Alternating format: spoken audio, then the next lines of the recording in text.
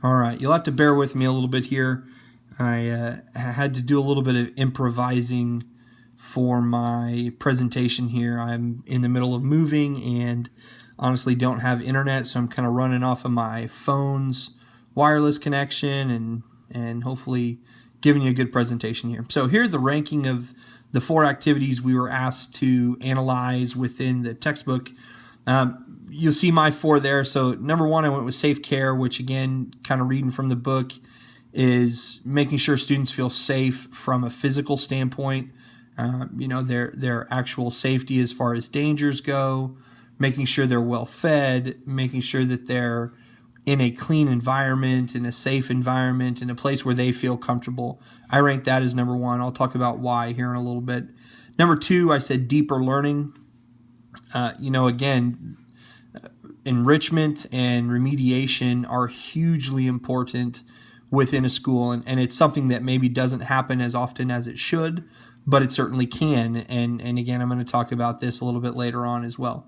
Number 3, wraparound services. Again, according to the textbook, these are your counseling services, your college and career ready services, kind of those outside of the classroom, so to speak, outside of the curriculum, education and opportunities that are provided to students. I ranked that number 3. Number 4, then, fun with friends and extracurricular activities. I do believe this is important. I think this is one of the most important things of a brick and mortar school is that interaction with peers. One thing that if I was going to maybe add some importance to it, you can see I ranked it number 4. If I were going to add some importance to it, I would add the fact that the mentorship piece from teachers and from staff found within the school are hugely important. That would have maybe helped me bump that one up a little bit, but then maybe that starts to bleed into the wraparound services and the safe care when you start adding in more than just your peers and more than just extracurricular activities. Let's go ahead and look at both ends of the spectrum here. So starting with what I ranked number 1. So again, I ranked safe care number 1.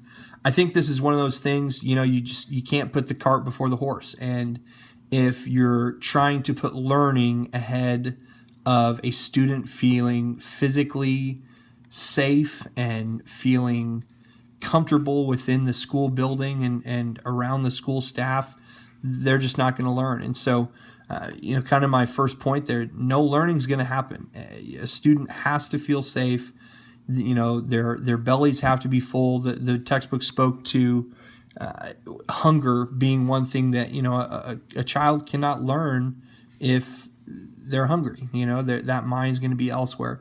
The other thing I said is students can't leave a life of poverty and come to a school building which resembles a life of poverty. And so that to me is important. If we want kids to see education as their ticket out of a poverty situation, then we have to show them that there are opportunities out there to get away from it. And so if your school is run down, and if your school is dirty, and if your school, they spoke to a cafeteria with a infestation, a bug infestation, that's what they're leaving at home. That's what some kids see every day when they get home from school, and we got to give them a place to be safe from that. And then the last thing I said is parents and guardians are sending their children to us every day, trusting that we are going to take care of them. And I think that's one of the highest callings of a teacher, and one of the biggest responsibilities of a teacher is to make sure that we're maintaining that responsibility and meeting that expectation. So the activity that I ranked the least important, and this is hard because I think they're all important, and in a perfect world we would want to see all of them be a part of the everyday life of a brick and mortar school. But fun with friends and activities, I did rank it number 4. One of the biggest reasons for this is honestly there's other ways to accomplish this need.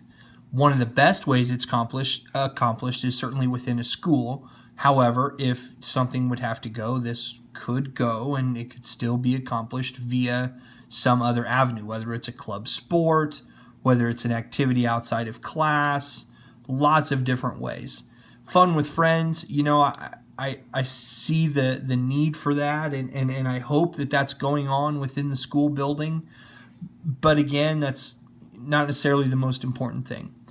One thing I also said is it's already happening at a lot of schools where we're having to cut some of these programs. We're having to get rid of some of these programs due to budget restraints. And so, the schools are making it work. Schools are surviving. Students are still, maintaining and receiving the needs that they're looking for from a school. The last thing I said, and I think this kind of applies to some of the others as well, but some students are still not going to be a part of this. And, I'm looking at those first two, especially the safe care and deeper learning, as something that is going to be hitting every single student. And so again, the fact that this one still is going to leave students out makes it to me the least important. Now, the two in the middle, I think this is something where you start to split hairs a little bit. But to me, deeper learning, that's the whole point of the blended model, is to allow yourself the ability to extend and enrich for some students and to remediate with other students. And so that to me is what deeper learning is. Deeper learning doesn't have to be digging deeper into a concept. I think remediation for a student who struggles in the traditional system and could flourish with a little bit of remediation, that's deeper learning to me. And so that to me is number two. That, again, that's the whole point of that blended system, in my opinion. And then number three, wraparound services. Again, I don't think this hits every kid. You're talking your counseling services, which are a huge necessity. My wife is a counselor.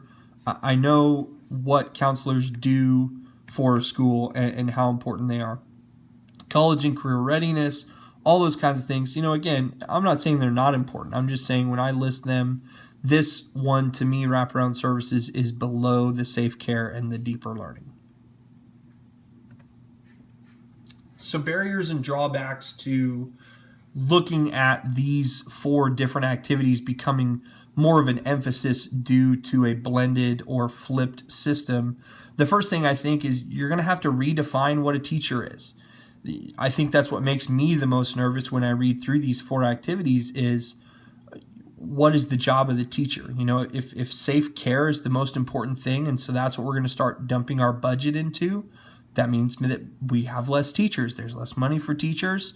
Within a blended system, maybe there's less need for teachers. And so it starts to redefine a school staff and start to redefine what my job as a teacher is. And I think that's, I don't think everyone would agree that's a drawback, but that's definitely something that makes me as a teacher nervous about this system. And that would have to start at the teacher colleges and within the teacher programs, because we're going to be living in two different worlds. If we're thinking we're headed towards this blended system as a nation, it's going to take a transition. And so you're going to have teachers coming out of colleges where some of them might be going into a school that's fully blended, whereas some might be hitting that more traditional school. And so how do we train teachers within that system, I think, is an interesting question. The other thing I said, could this pull emphasis away from the content knowledge? So it referred in the book to the fact that some schools have figured out how to really emphasize the content knowledge. If your emphasis within the school becomes these other four things, and when you start to think, okay, content knowledge is taken care of, we have our well-oiled machine as far as content knowledge goes, do you run into that possibility that you then start to pull away from that being your emphasis? And again, I think the safe care is the most important thing in a school, but the whole point of us getting up and going to school is for that content knowledge. And so that's what makes me a little nervous, is as you start to emphasize other things, does that start to pull away from the fact that, hey, the reason we're here is because we need to learn and because we need to show kids what they're passionate in and give kids the opportunities to become experts in what they want to do. And then my third point here is, can a person providing physical care and safety for a student also be a mentor? I think that's a big question. I said safe care is the most important thing within this